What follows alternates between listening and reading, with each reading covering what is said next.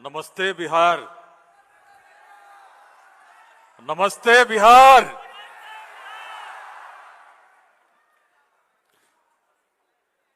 चार साल हो गए उस यात्रा के जिसका प्रारंभ आज से 4 वर्ष पहले केवल मन से निकले एक आह्वान के साथ हुआ था।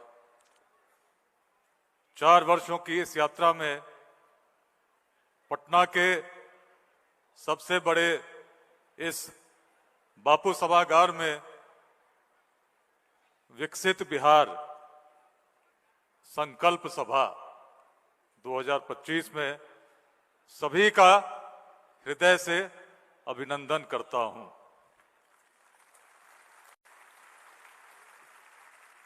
मंच पर उपस्थित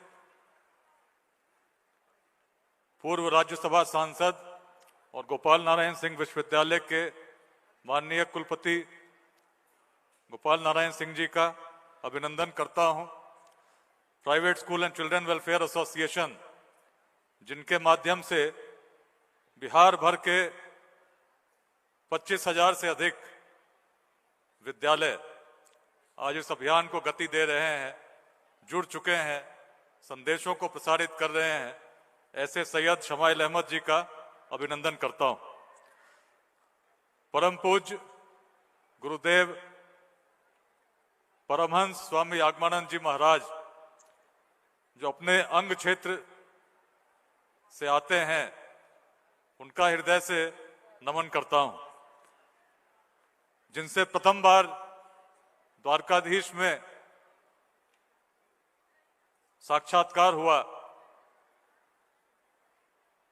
ऐसे स्वामी संजय जी, जो विशेष रूप से यहां पर लंबी यात्रा करके आशीर्वाद देने आए हैं, उनको हृदय से नमन करता हूं। शिक्षाविद बीके सुदर्शन जी, लंदन से विशेष रूप से आए प्रशांत जी, उनकी पत्नी लक्ष्मी जी, पसमानदा मुस्लिम महाज के राष्ट्रीय महासचिव मोहम्मद कमरुद्दीन अंसारी जी, बिहार की महिलाओं को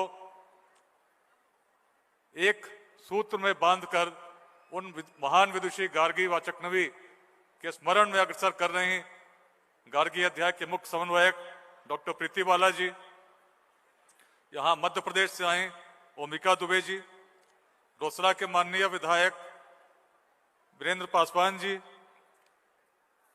यहां उपस्थित रोहतास के शिक्षाविद अखिलेश सिंह जी, भारतीय पुरातत्व सर्वेक्षण के डॉक्टर सुजीत नयन जी, मनीष कश्यप जी, जिनका सहयोग इस अभियान को प्रथम दिन से मिलता रहा है, ऐसे बीडी ग्रुप ऑफ इंस्टीट्यूशंस के निदेशक एसबी राय जी,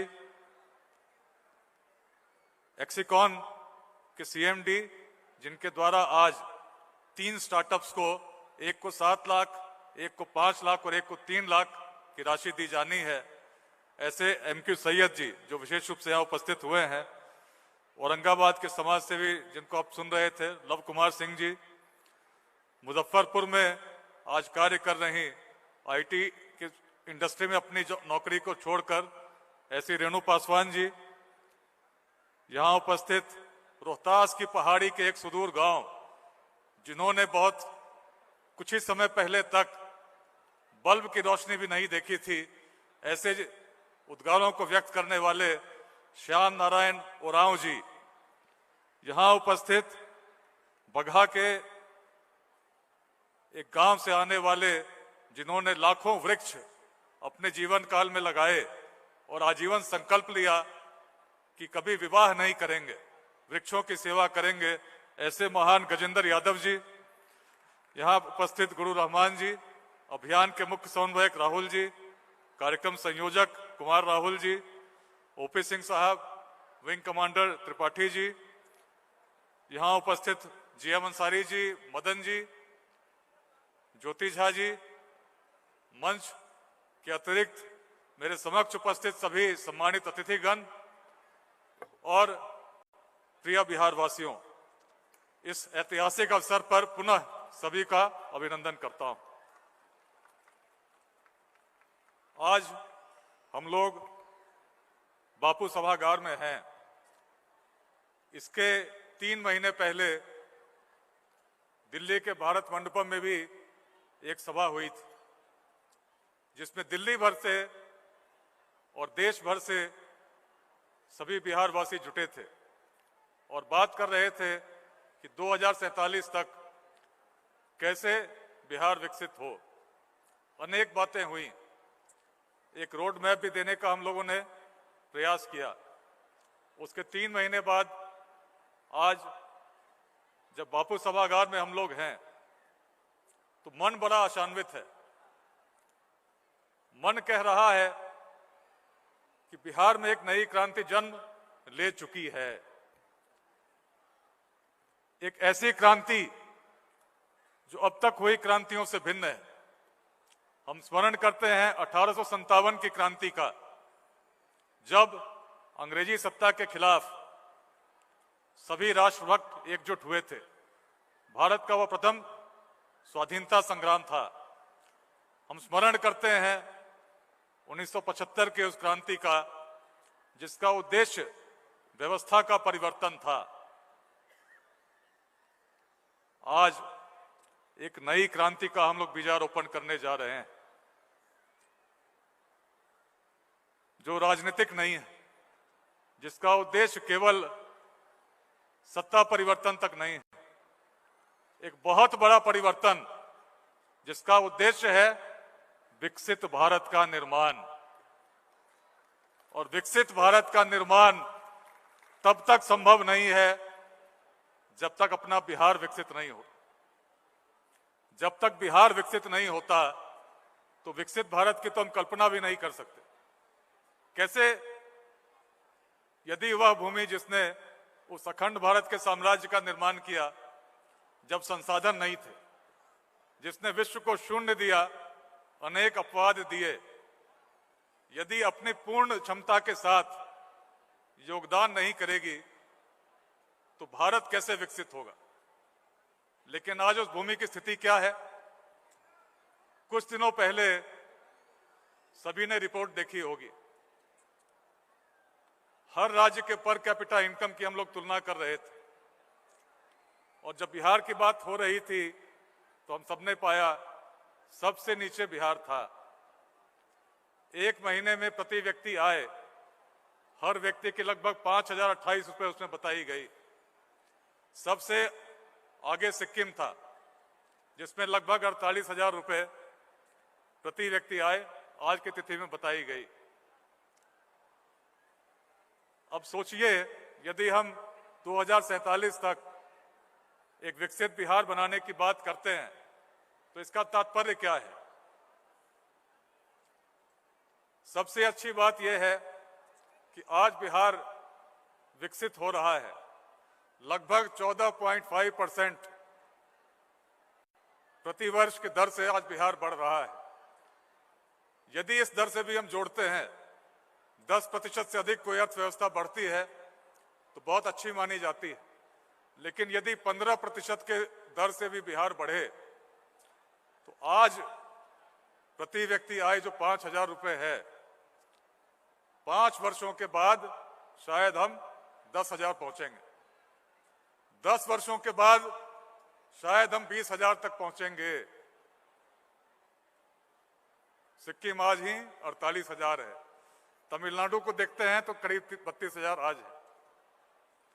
10 सालों के बाद हम कहां पहुंचेंगे? लगभग 20,000। और इसी अनुपात पे यदि हम देखते हैं, लक्ष्य क्या है? विकसित भारत में एक ऐसा विकसित बिहार जिससे शिक्षा के लिए, रोजगार के लिए और स्वास्थ्य के लिए किसी व्यक्ति को बाहर जाने की आवश्यकता नहीं। हम तो आगे बढ़ेंगे, लेकिन बाकी राज्य जो आज जहां पर हैं वह भी तो विकसित हो रहे हैं। कहां पहुंचेंगे? सिक्किम आज 48,000 है, तब कहां पहुंचेगा? क्या करना होगा? यदि ऐसा ही चलता रहा तो जो स्वप्न है क्या उसको हम पूर्ण कर सकेंगे? सोचिए, जितने लोग आज लेट्स इंस्पायर बिहार के साथ जुड़े हैं, साधारण लोग नहीं हैं।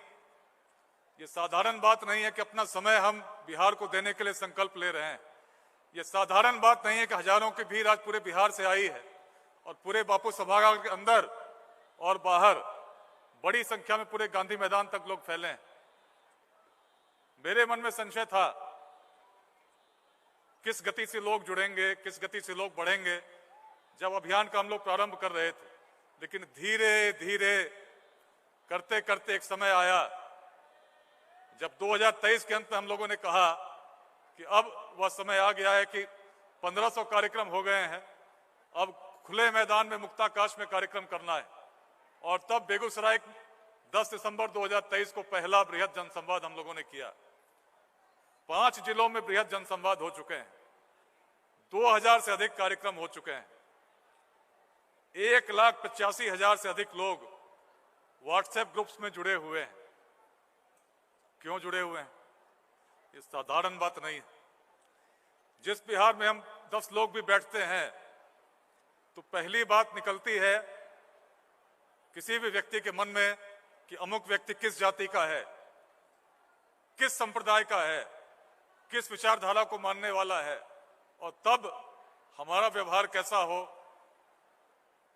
हमारी मित्रता हो सकती है कि नहीं हो सकती है, इस पर हम विचार करते हैं। लेकिन ऐसे बिहार में लाखों लोग आज इस अभियान के साथ जुड़े हैं जो हर जाति के हैं, हर संप्रदाय के हैं, हर विचारधारा के हैं, लेकिन इसलिए नहीं जुड़े क्योंकि इस जाति के हैं या इस विचारधारा को मानते हैं, इसलिए जुड़े हैं क्योंकि उनके हृदय में बिहार बसता है और एक विकसित भारत में एक विकसित बिहार देखना चाहते हैं और उसके लिए अंशदान देना चाहते हैं। यात्रा लंबी चलेगी। कई बार मुझसे लोग पूछते हैं, 24 में चुनाव हो रहा था, लोग पूछ रहे थे कि वे चुनाव लड़ने वाले हैं क्या। बहुत सारे प्रश्नों का मैंने उत्तर दिया, मैंने समझाने का प्रयास किया कि देखो भाई, दृष्टि मेरी बड़ी अलग है। बिहार में यदि परिवर्तन राजनीति से आना होता तो मैं सबसे पहला व्यक्ति तुरंत राजनीति में कूद जाता, लेकिन जब तक एक व्यापक सामाजिक परिवर्तन, सांस्कृतिक परिवर्तन, शैक्षणिक परिवर्तन बिहार के हर गांव में न हो तो राजनीति से परिवर्तन नहीं होगा।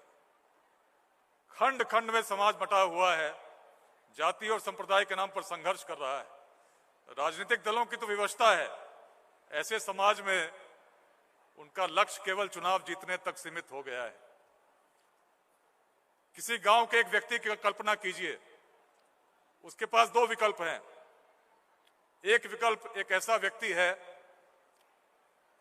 जो बड़ा ईमानदार है, उसकी कर्तव्य निष्ठा पर कोई संदेह नहीं, बिहार के लिए संकल्पित है, राष्ट्र के लिए उसके मन में बड़ा विजन है, कुछ करना चाहता है, मन में कोई स्वार्थ नहीं, लेकिन उसकी जाति का नहीं। दूसरा उम्मीदवार ऐसा है जो शिक्षित भी नहीं है, अलग अलग प्रकार की बातें करता है, लेकिन कोई विजन उसके मन में नहीं है।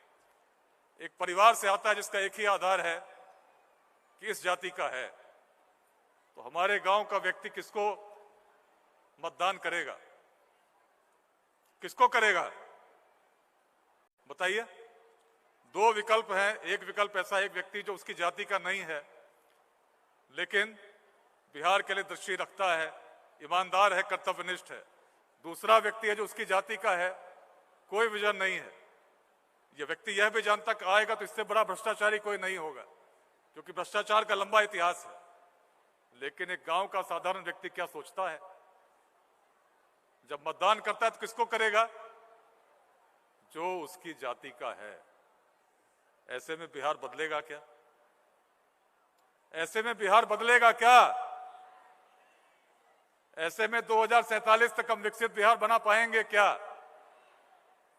तो ऐसे बिहार में यदि कुछ अच्छे लोग, कुछ निस्वार्थ लोग राजनीति में आ भी गए, जब तक समाज में उस गांव के व्यक्ति का चिंतन न बदल सका कि जब तक जाति संप्रदाय के बंधनों से ऊपर उठकर बिहार को आगे बढ़ाने के लिए हम एकजुट नहीं होंगे तो बिहार बदलने वाला नहीं है।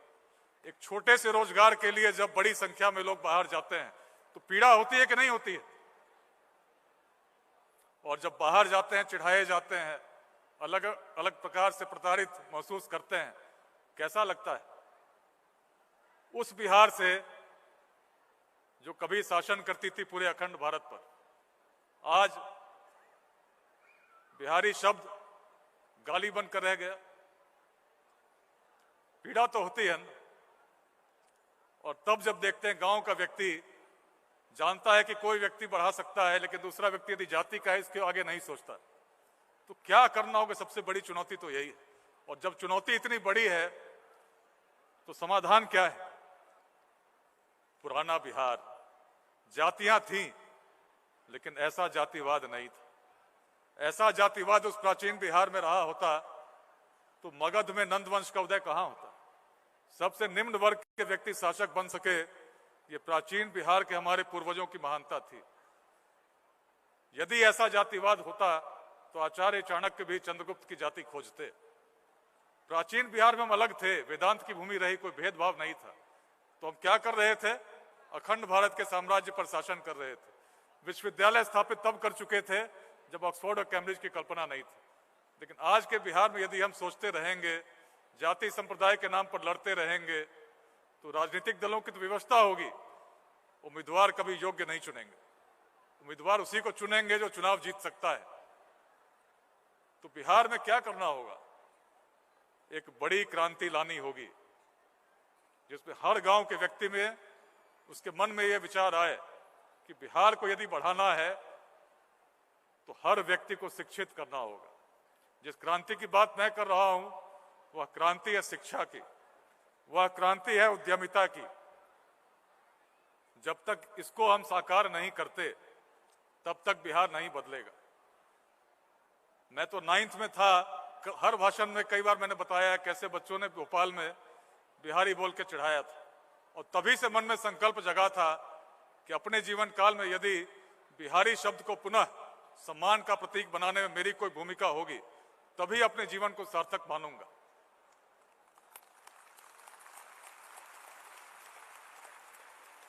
यात्रा लंबी चली है, पेपर लीक को मैंने देखा है। आईआईटी से जब घर जाना होता था बेगूसराय, तो पकड़ुआ ब्याह के डर से घर नहीं जा पाते थे। लेकिन उसी समय आईआईटी के लाइब्रेरी में जब वेदांत को मैंने पढ़ना शुरू किया तो उस बिहार की प्राचीन दृष्टि से अवगत हुआ। पिताजी मना किया करते थे कि बेटा आईआईटी से पढ़े हो, विदेश में अच्छी नौकरी लगी है, बड़ी कंपनी में नौकरी लगी है, इसको करो, सरकारी सिस्टम में मत उलझो। लेकिन मन तो कुछ और कह रहा था। एक संकल्प मन में जागृत हो चुका था कि बिहार में अपना योगदान करना है। नतीजा कि बिहार आए 2003 में आईपीएस बन के। उसी समय उसके तुरंत बाद भारतीय विदेश सेवा के लिए चयन हुआ तो पिताजी और सक्रिय हो उठे। उन्होंने कहा कि बेटा एक अवसर है, अवसर जीवन में दोबारा नहीं मिलता, अभी भी अवसर है। बिहार में बड़ा घोर जातिवाद है, जाने से कोई लाभ नहीं होगा। तुम्हारे दादाजी स्वतंत्रता सेनानी रहे, मैं भी बड़ा ईमानदार रहा हूं, लेकिन ईमानदार लोगों को कोई पूछता नहीं, जीवन भर परेशान रहते हैं।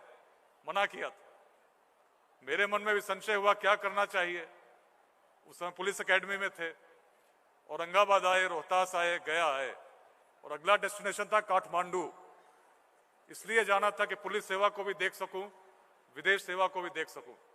क्या चुनना चाहिए? सासाराम आए, औरंगाबाद आए, गया गए 2004 में, काठमांडू जाना नहीं हुआ। तभी मन में संकल्प हो गया कि बाल्यकाल से जिस लक्ष्य को लेकर चल रहा हूं, मन में संशय नहीं होना चाहिए। यदि बिहार के लोग बिहार को नहीं बदलेंगे तो क्या कोई सिग्मा ग्रह से बदलने आएगा? और तब बगहा रोहतास की कहानी लव कुमार सिंह जी बता रहे थे, श्याम नारायण उरांव जी बता रहे थे, गजेंद्र यादव जी बता रहे थे। जिस परिवर्तन को लोग कभी असंभव मानते थे उसको मैंने साकार होते देखा है, अपनी आंखों के समक्ष देखा है। जब लोग जुड़ते हैं इतिहास के भाव से, संस्कृति के भाव से। यात्रा चलती रही। करीब 2 साल पहले यात्रा में थोड़ी सी समस्या आई। और जब समस्या आई तो पिताजी को फिर एक अवसर मिला। पिताजी ने कहा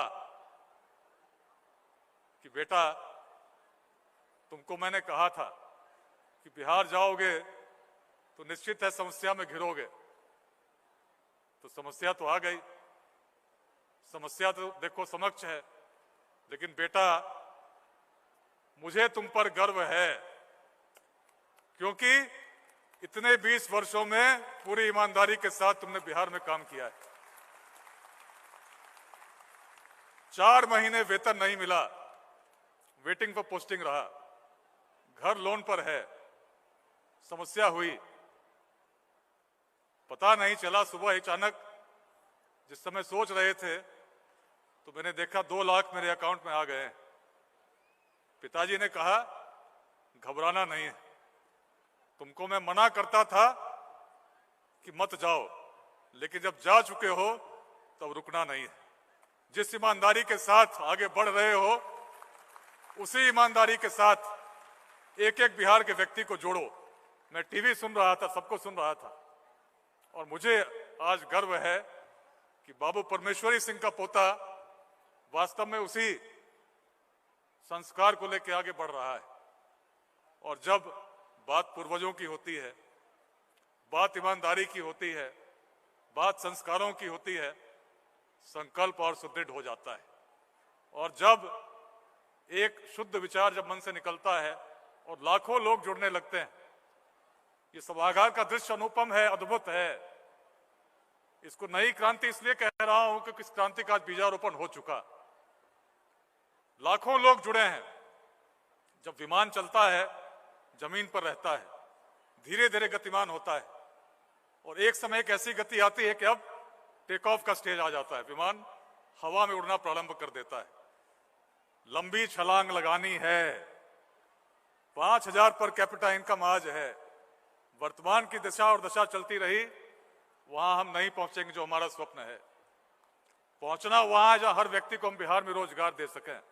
और उद्यमिता की बड़ी क्रांति के लिए बिहार के हर गांव के हर व्यक्ति को शिक्षित करना होगा।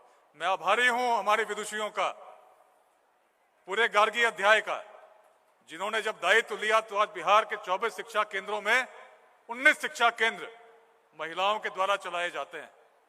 उन्होंने परिचय दिया कि हम उन्हीं महान गार्गी विदुषी व चकनवी की वंशज हैं, जो अपने समय के सबसे बड़े विद्वान को भी विद्वतापूर्वक चुनौती दे सकती थी। बिहार की महिला अलग है, अलग दृष्टि लेकर उस प्राचीन काल में रही जब पूरे विश्व में ऐसी कल्पना नहीं थी। तो भविष्य तो उज्जवल होना ही चाहिए। और आज नारी शक्ति जिस गति से इस अभियान के साथ जुड़ रही है, यदि इस अभियान में बड़ी संख्या में पुरुष हैं तो उतनी ही बड़ी संख्या में महिलाएं भी उपस्थित हैं, जिस बात का प्रमाण है कि बिहार आगे बढ़ रहा है। रथ के 2 चक्र यदि समान गति से ना चलें तो रथ नहीं चल सकता। मैं आभार व्यक्त करता हूं, मैं आभार व्यक्त करता हूं 10,000 उद्यमियों का, जिनमें से प्रशांत जी तो यहां लंदन से विशेष रूप से आए हैं, मोहन झा जी बड़ौदा से आए हैं, अनिल झा जी दिल्ली से आए हैं, अनेक लोग कलकत्ता से आए, एमके सैयद जी मुंबई से आए हैं, कमरुद्दीन अंसारी जी मुंबई से आए हैं, ओमिका दुबे जी मध्य प्रदेश से आई हैं। 10,000 लोग इसलिए जुटे हैं ताकि किसी गांव का व्यक्ति, किसी गांव का युवा, किसी नगर का युवा यदि स्टार्टअप लगाना चाहता हो तो उसको मार्गदर्शन की कमी ना रहे, उसको हम मार्गदर्शन दे सकें। और आज इसके तुरंत बाद एक्सिकॉन ग्रुप के द्वारा 7 लाख, 5 लाख, 3 लाख का स्टार्टअप को सहयोग भी दिया जाएगा। ये तो समक्ष दिया जाएगा, लेकिन इसके अतिरिक्त जो स्वप्न है 2028 तक हर जिले में 5 स्टार्टअप, जिस प्रकार का बीजारोपण हमने आज किया है, बिहार का सबसे बड़ा सभागार आज उन व्यक्तियों के से भरा हुआ है जो अपनी जाति या संप्रदाय का प्रतिनिधित्व नहीं कर रहे हैं। एक ही भाव है, नमस्ते बिहार। उस बिहार को नमस्ते जिसने अनेक कीर्तिमान गढ़े हैं, लेकिन अभी तो बहुत दूरी तय करनी बाकी है। अब हम लोग टेक ऑफ करेंगे। 1,85,000 लोग इस अभियान के साथ तब जुड़े जब इसके लिए कोई उस प्रकार का न तो कोई कार्यालय है जहां बैठ के कोई काम करता है, लोगों ने एक दूसरे को जोड़ा है। आज एक और आह्वान करने आया हूं। इस अभियान का प्रारंभ इस मंत्र के साथ हुआ था कि हम सभी प्रेरणा स्रोत बनेंगे अपने आचरण से, अपने चरित्र से, अपने व्यवहार से और बिहार के संस्कार से, और एक एक व्यक्ति को जोड़ते जाएंगे। सहमत है कि नहीं? यदि एक एक व्यक्ति अपनी भूमिका निभाने लगा तो बिहार बदलेगा कि नहीं बदलेगा? आज 1,85,000 लोग व्हाट्सएप ग्रुप में जुड़े हैं। इन व्हाट्सएप ग्रुप को भूल जाइए। 5,000 तो इस हॉल की कैपेसिटी है, इससे अधिक लोग बाहर सुन रहे हैं, अधिक लोग सोशल मीडिया पर भी सुन रहे हैं। ये फोन मेरे पास है, इस फोन का नंबर आपको मैं बताता हूं, और मैं कहीं भाग के जाने वाला नहीं हूं। एसपी भी रहे थे, सिटी एसपी, तो सबसे पहले घर के दरवाजे पर अपना फोन नंबर चिपकाए थे ताकि पटना में कोई भी हो, दिन हो रात हो, फोन कर सकते हैं। रात में भी जगह रहते थे। किसी भी जिले में एसपी रहा 24 घंटे द्वार खुले रखता था, चाहे अति उग्रवाद प्रभावित रोहतास भी रहा हो। नंबर इसलिए दे रहा हूं क्योंकि जो स्वप्न है 2028 तक बिहार के हर पंचायत में, बिहार के हर नगर के हर वार्ड में लेट्स इंस्पायर बिहार के अध्याय बनाना, उसमें इस नंबर को व्हाट्सएप ग्रुप जोड़ के अपने नंबर के साथ व्हाट्सएप ग्रुप का नया प्रारंभ कीजिए। ऐसे किसी व्यक्ति को मत जोड़िए जो इस अभियान के साथ आज जुड़ा हुआ है। नए लोगों को जोड़िए और उस अभियान का नाम होगा लेट्स इंस्पायर बिहार, जिला का नाम मधुबनी और Nitish Jha. Let's inspire Bihar Madhubani Nitish Jha chapter, let's inspire Bihar Kishanganj Firoz Alam chapter, let's inspire Bihar Sasaram Jasjit Singh chapter, let's inspire Bihar Patna Francis chapter. इस प्रकार से अध्याय बनाना शुरू करते हैं। नंबर बता रहा हूं, लिख लीजिएगा, कार्यक्रम लाइव चल रहा है। 76430 37149, 76430 37149 सार्वजनिक नंबर है पूरे बिहार के लिए। नंबर मेरे पास रहता है, व्हाट्सएप ग्रुप बनाइए, लेट्स इंस्पायर बिहार का प्रसार कीजिए, क्योंकि किसी व्यक्ति का अभियान नहीं है। यदि किसी एक व्यक्ति का यह अभियान होता तो आज इतनी बड़ी संख्या में लोग इस अभियान के साथ नहीं जुड़े होते।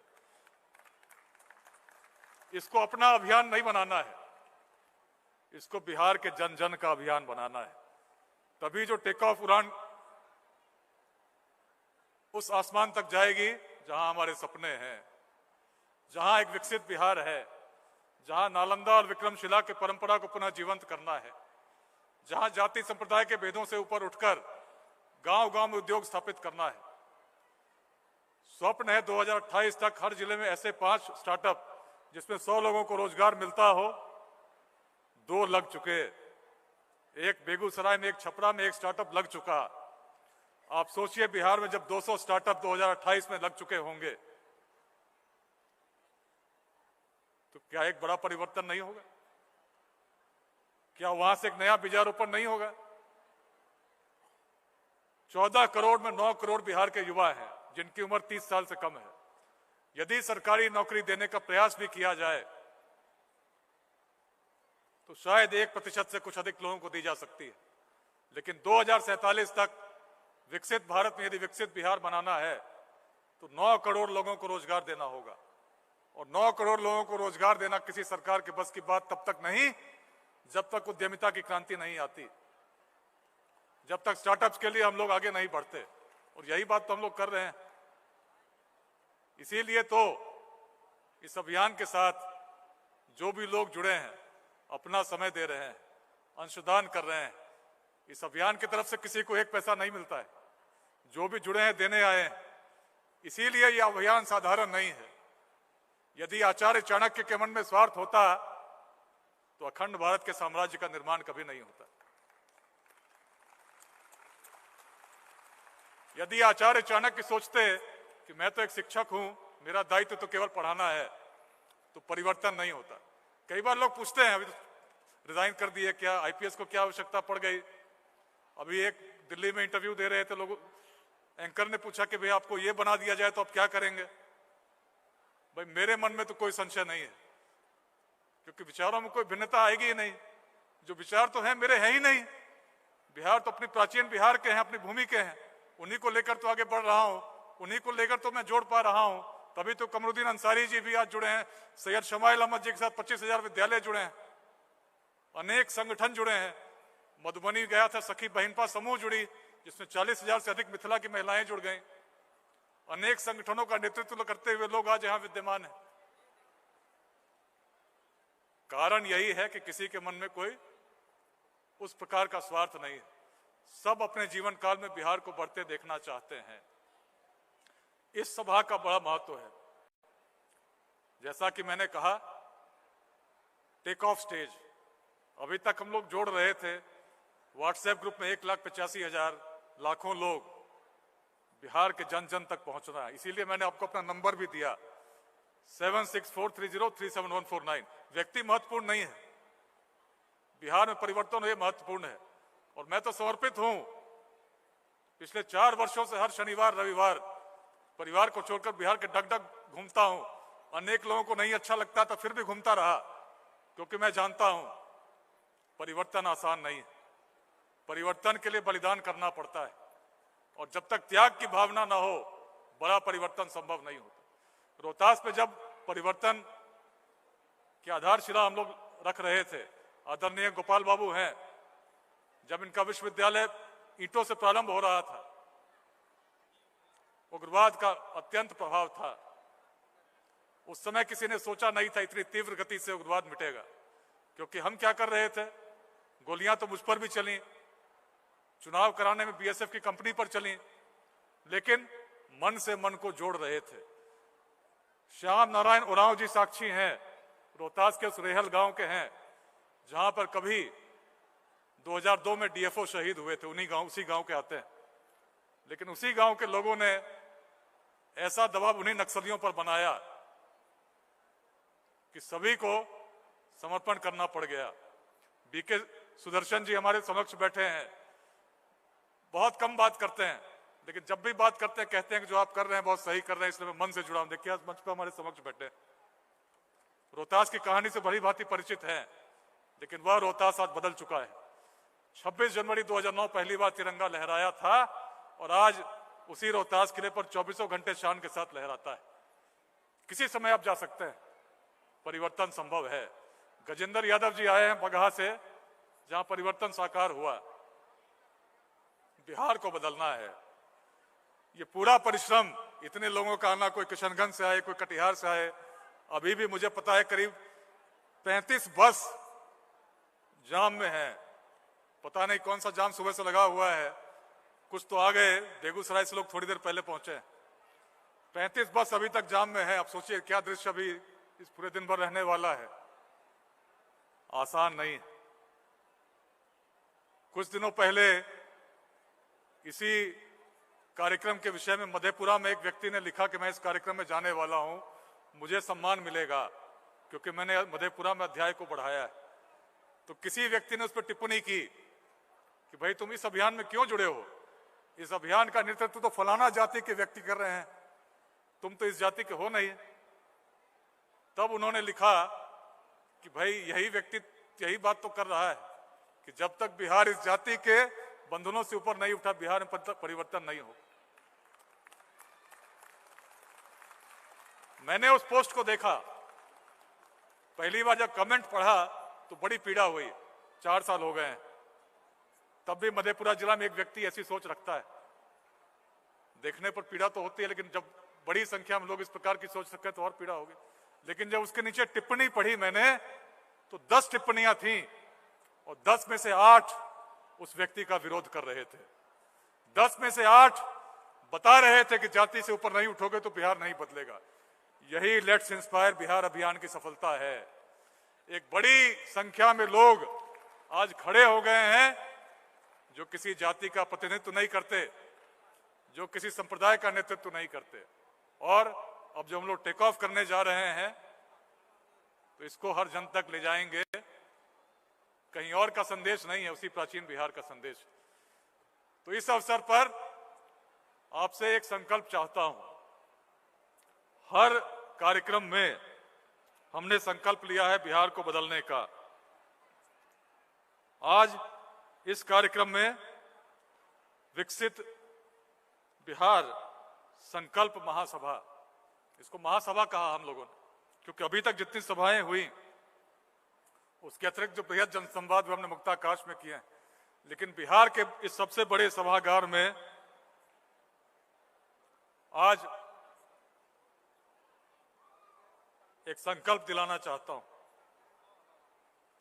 हर अवसर की भूमिका होती है और जिस क्रांति के बीजारोपण की हम लोग आज बात कर रहे हैं उसके लिए संकल्प बड़ा महत्वपूर्ण है, क्योंकि संकल्प हमें स्मरण कराता रहेगा जब जब मार्ग से हम भटकते हैं।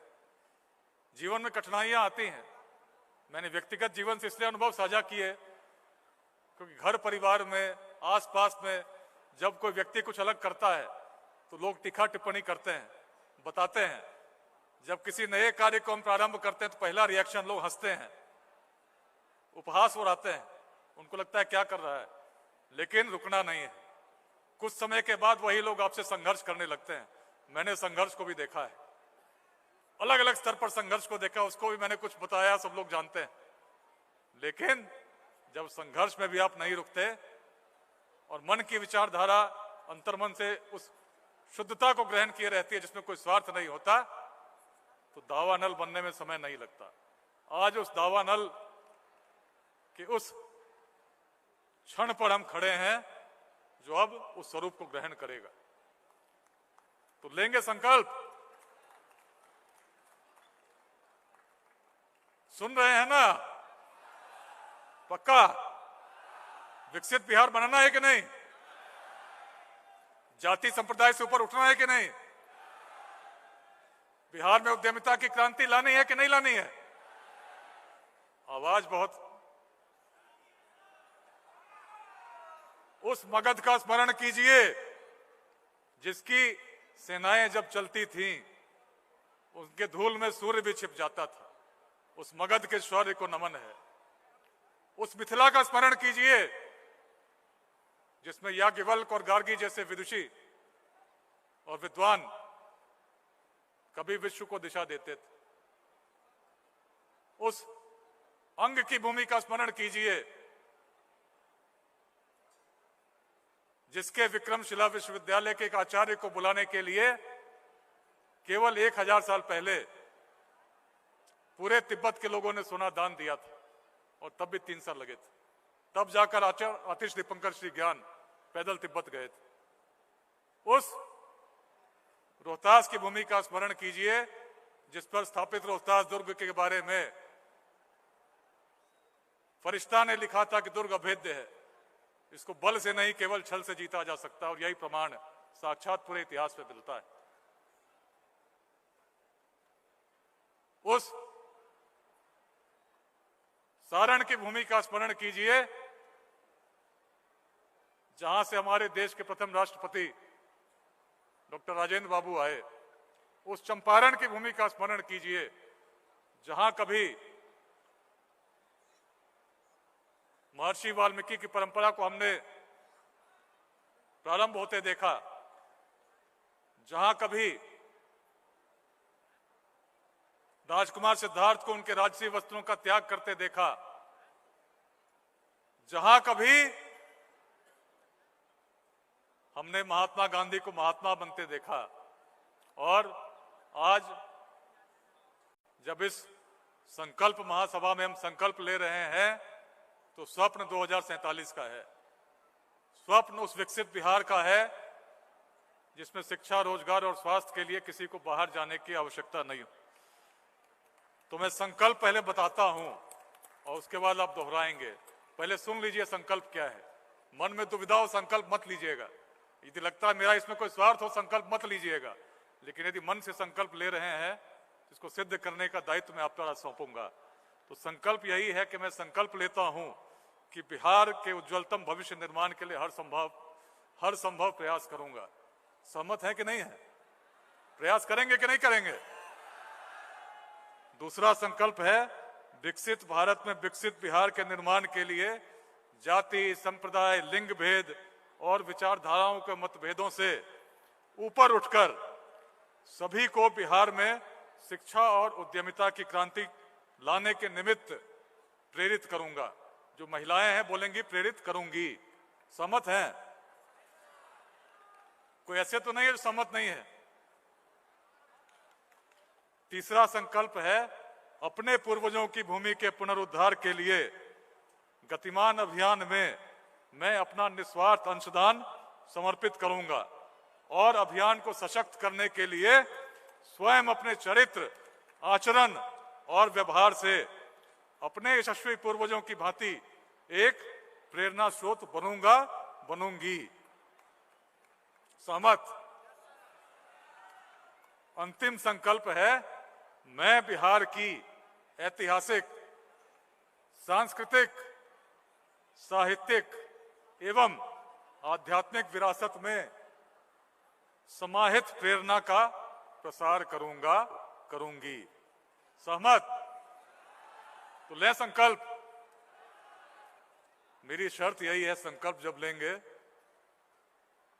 तो बिहार के सबसे बड़े सभागार की ध्वनि पूरा भारत सुन रहा है, विदेशों में लोग सुन रहे हैं, हर वह बिहार वासी सुन रहा है जिसके मन में कहीं ना कहीं एक निराशा है कि यहां कुछ बदलने वाला नहीं, जिसके मन में संदेह है कि कहीं इस व्यक्ति का कोई स्वार्थ तो नहीं। तो आश्वस्त करता हूं मेरा कोई स्वार्थ नहीं। मेरा यदि कोई स्वार्थ है तो यही है कि बिहार बदलना चाहिए और इसी स्वप्न को लेकर मैं चल रहा हूं। तो खड़े हो जाइए और खड़े होकर